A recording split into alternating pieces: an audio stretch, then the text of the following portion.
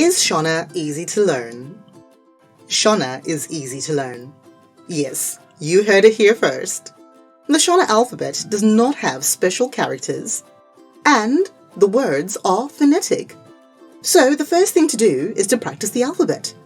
And then you follow the basics of introducing yourself, naming things, and then begin practicing simple words and conversations. Luckily for you, Sarura Kids is just as committed to making Shona easy to learn and also fun to learn. We have a super language learning course called the Ultimate Shona Learning Pack. This covers the basics and explores a wide variety of conversations in the real world.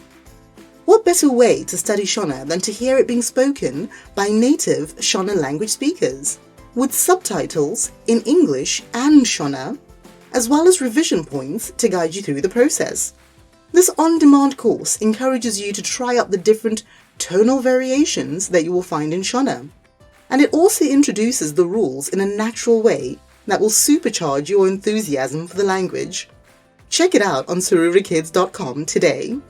sarurakids.com. See you there.